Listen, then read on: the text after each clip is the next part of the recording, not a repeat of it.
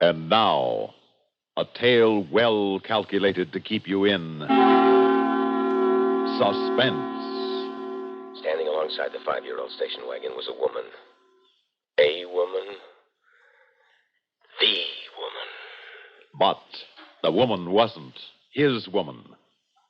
In just a moment, The Man Who Knew How to Hate, starring Joan Loring and Leon Janney, and written especially for Suspense by Walter Black. The lively crowd today agrees. Those who think young say Pepsi, please. They picked the right one, the modern light one. Now it's Pepsi for those who think young. So go ahead and pick the drink that lets you drink young as you think. Yes, get the right one, the modern light one. Now it's Pepsi for those who think young.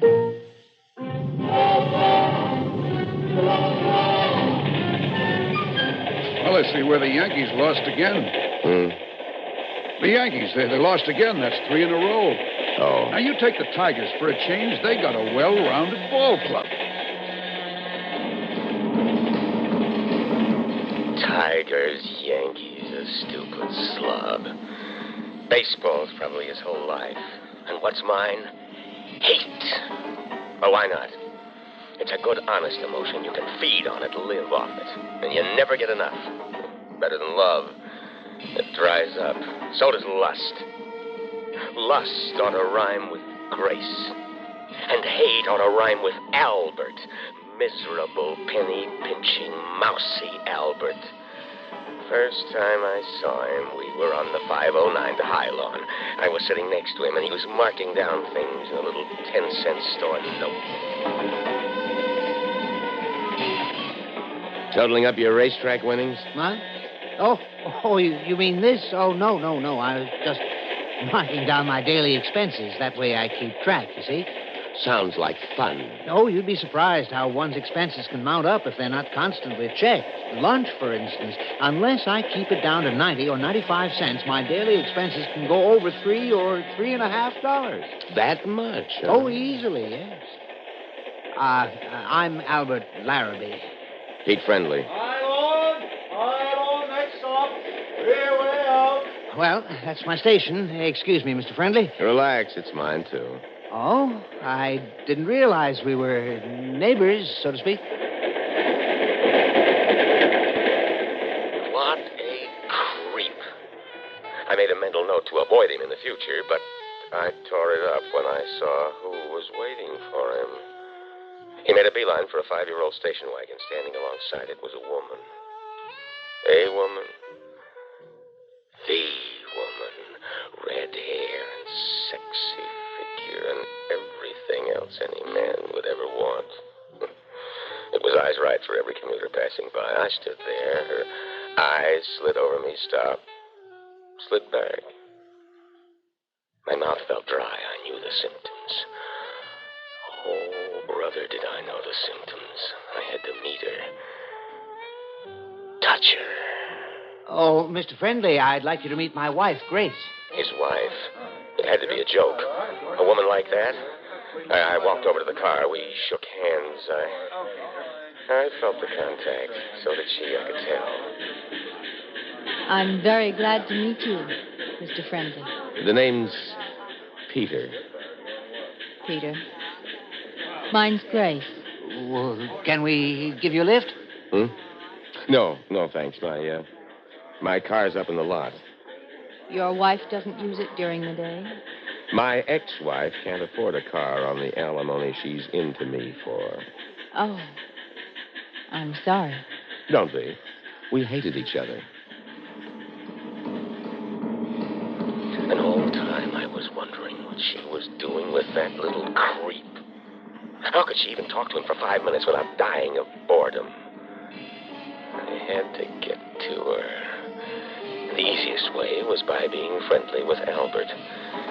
2 days later in the drugstore, I gagged down a part of a glue sandwich that was advertised as egg salad and watched him munch away on lettuce and cottage cheese, just like a 5'6" rabbit. Munch, munch, munch. Something wrong with your sandwich, Peter? I'm not hungry. Well, this place is quite a find, 70 cents for the salad plate. Your wife a good cook? Oh, well, frankly, I do most of my own cooking. Yeah? You see, I'm a diabetic, and a lot of things are forbidden to me. I can't eat just anything. Sorry to hear that. Oh, don't be. As long as I take my insulin, I'm fine. But it does limit the menus at home, so Grace usually fixes something for herself, and I do the same for myself. She's the intellectual type, She paints and takes evening classes at the library. She's very interested in art. I'll bet. Especially if art is a man. But what was I feeling so superior about? This creep lived with her. I didn't. A week later, I took him out to a local inn. Albert had vegetable juice. Grace and I had 4 martinis apiece and played kneesies under the table. My chance came after dinner when Albert went to bring the car around. I've got to see you, Grace. Yes, I know. I'm going crazy thinking about you. When? Tomorrow noon at my place. I'll stay home from work. Noon tomorrow, darling.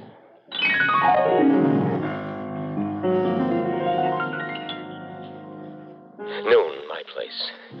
It took the hands on my mantel clock an hour to travel from 11:55 to 12. Up to then, waiting and anticipating was almost fun. From 12, I'll know it was murder. 12:05. 12:07. Something had happened. 12:12. She wasn't going to show. The creep had stayed home, maybe. Maybe she hadn't meant it last night. Maybe she'd forgotten. Maybe she had another sucker on the string. Maybe...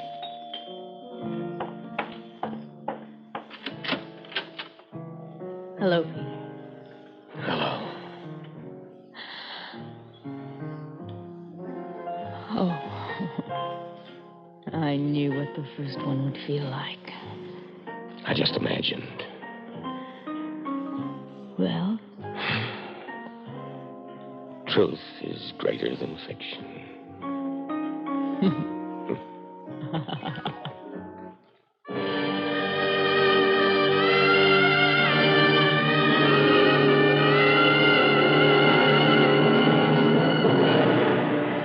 Peter.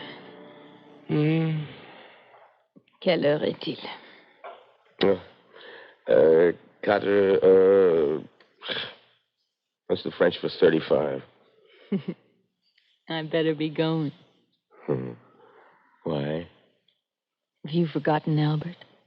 For 4 hours, yeah. Well, I've got to get home and change. Run a couple of errands before I pick him up. When do I see you again? Not this week. Listen, if you think I'm going to be satisfied... Don't be mad, darling. I'm a married woman, remember? So get unmarried. I'll put up the dough for your divorce if that's what's bothering you. What are you laughing at? I say something funny? No. Just terribly sweet. You are quite a guy, darling. And you're all the woman I ever wanted. There's something you don't understand, though. I can't leave Albert. Why? He's short and bald and 100 years older than you. And the way he pinches every penny until it turns green, you certainly aren't sticking with him for his money. Aren't I, darling?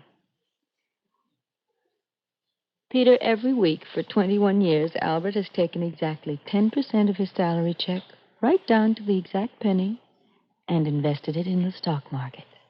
You're kidding. Sometimes he buys, sometimes he sells, but always he reinvests. Good times, bad times, every week without fail, 10% of his paycheck has gone right into the kitty. He doesn't believe in banks, you see, or life insurance for saving money.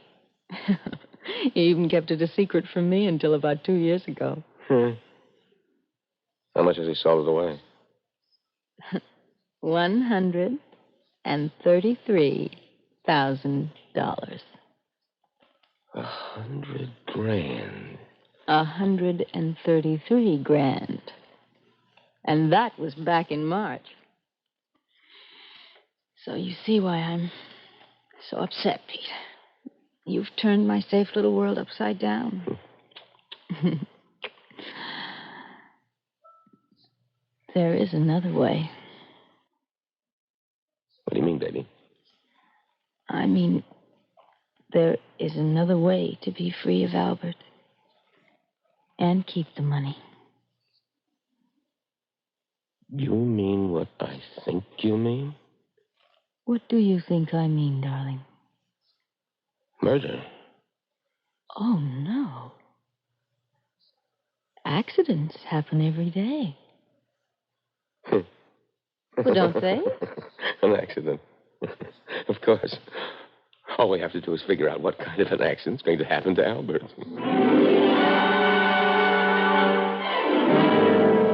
Sure, I went for it. I had to have her, and the dough only made it more urgent. So don't go moral on me. A week went by. The longest I ever suffered through, and then she called. We made a date in Midtown New York at a French restaurant where they never heard of cottage cheese or egg salad sandwiches.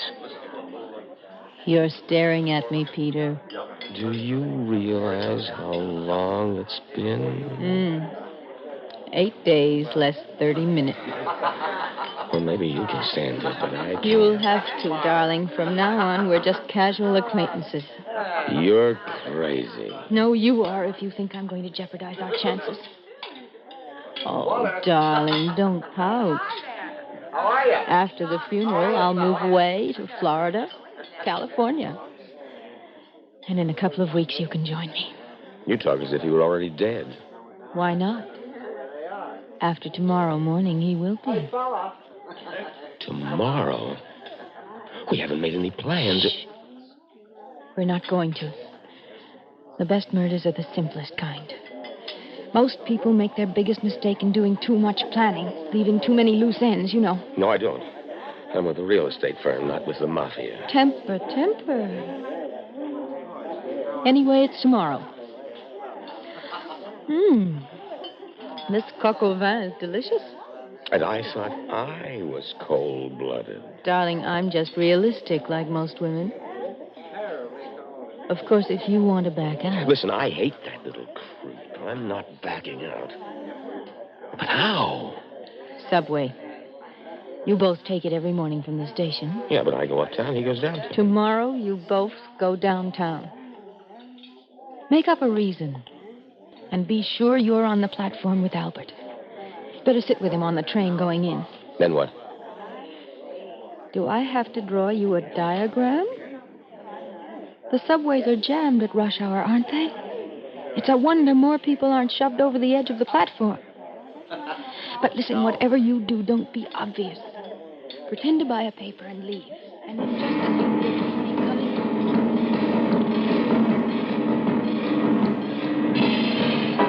I don't think it's quite as crowded this morning as usual. How could it get more jammed? I can't even raise my hand to scratch my nose. You should cultivate the attitude of always looking on the bright side, Peter. You'd be surprised at the difference it can make in your daily living. Nickels and dimes do add up, huh? Well, in a way, yes. Yeah, as my sainted mother used to say, a penny saved is a penny earned. That's what your mother said? Oh, yes, many times. Of course, it wasn't original with her. Oh, wasn't it? No, if I remember correctly, it was Benjamin No, it... Hold the fort, Albert. I forgot to get a paper. Excuse me, please. Coming through. I let 4 or 5 rows of people get between me and the creep, and then I stopped and looked back. He was right at the edge of the platform reading his paper, the stock market quotations, no doubt. He wasn't paying any attention to anyone around him. I started inching my way back. Grace was right. It was going to be a lead pipe cinch. I was maybe 4 feet behind him when I heard the train barreling down the tunnel. I pushed forward like everybody else, and there were the train's headlights. It was now. Hey! Watch out!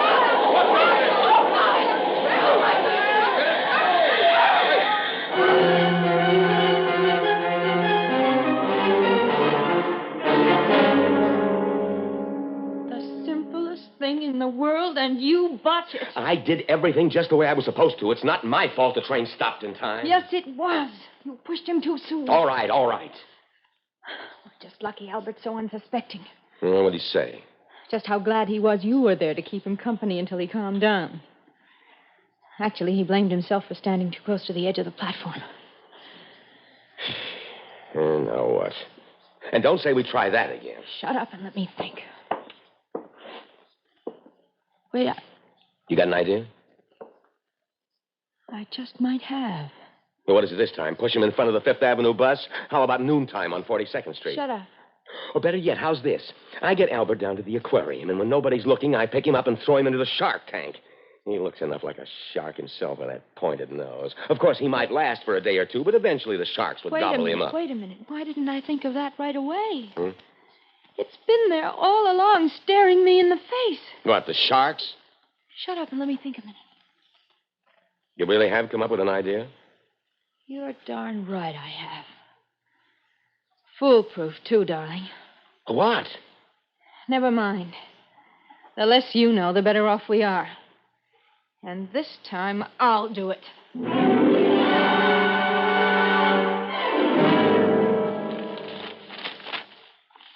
Oh, by the way, Grace, dear, I spoke to Mr. Thatcher today. How is old Fatso? As a matter of fact, he did speak of going on a diet. Bully for him. But we were talking about my vacation. I get 3 weeks this year, you know. So I asked him for the first 3 weeks in August. That's satisfactory with you, isn't it, my dear? Why not? Oh, 10 o'clock. Time for your insulin, Albert. Oh, so it is, so it is.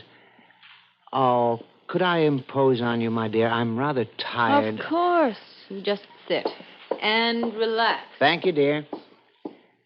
Oh, by the way, shall we go to that same hotel again? It was most restful. Doesn't matter. Anything you say. Although we might try the seashore as a change, even if I do sunburn too easily. Your vacation, Albert. You make the decision. Here. Oh, you filled the hypodermic, I see. That's very thoughtful of you. There you are. Did you inject it all? Every last drop, my dear.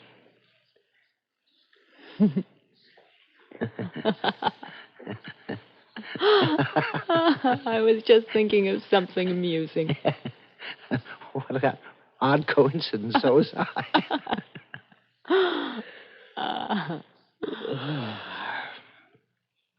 What was in the hypodermic, Grace? A saline solution, I should imagine. What? What are you talking about? Oh, come. No more games. It was a saline solution, I'm sure. Water alone isn't efficient enough.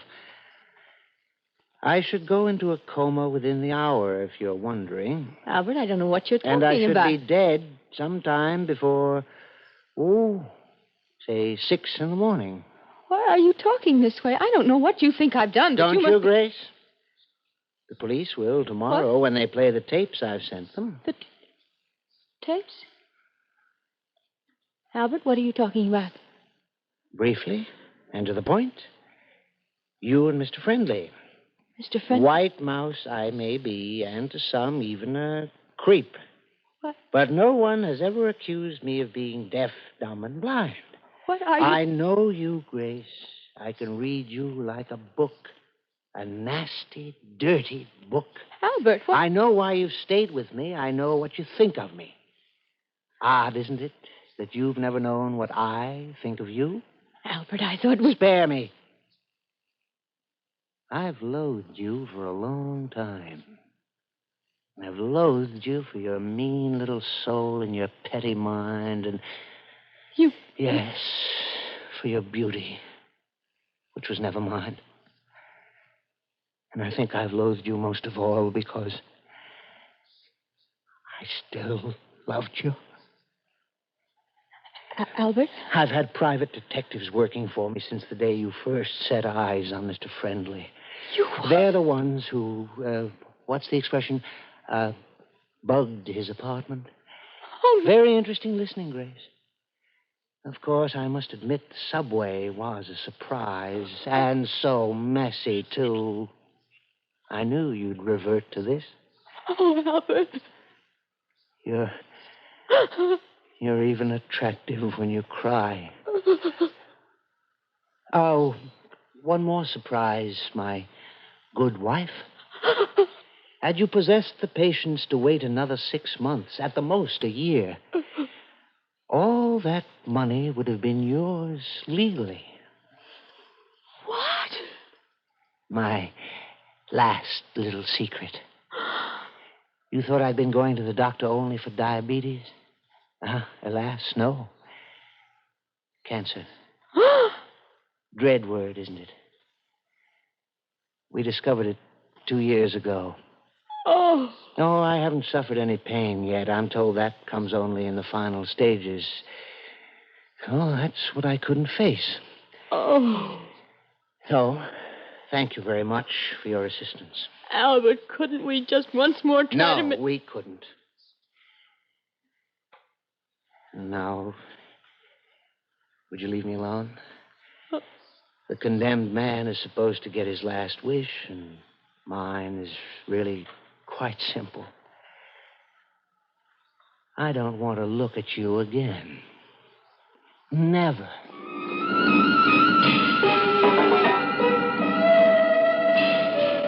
How he fooled us both. Who would have dreamed it of him, the miserable little creep? Well, everything but the last chapter is over. Hastening. Hastening, the next station. Hastening. Okay, buddy, on your feet. You don't have to make with a muscle. Now, you be a good boy, and I'll take the cuffs off. Let's go. So that's how it ends for me, in a cell in Sing Sing. That white mouse Albert must be laughing his head off wherever he is. And I thought I knew how to hate.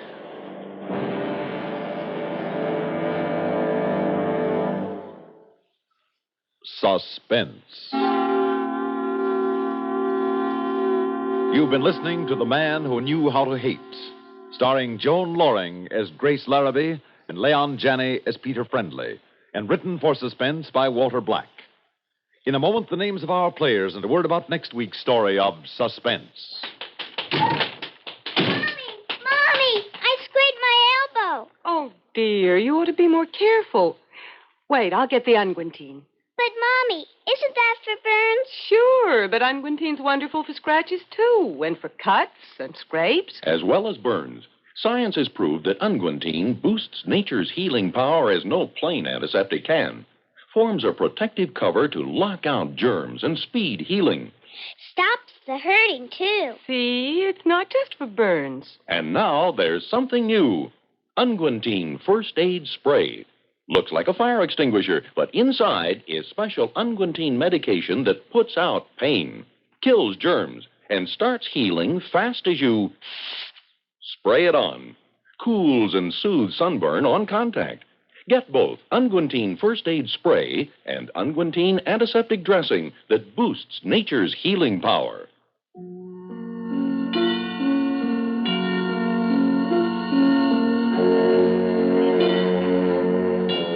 Suspense is produced and directed by Bruno Zerato Jr., music supervision by Ethel Huber, and featured in tonight's story was Bob Dryden as Albert Larrabee. Also heard in our cast were Bill Smith and Barbara Cassar. Listen again next week when we return with Stranger with My Face, written by Alan Sloan. Another tale well calculated to keep you in suspense.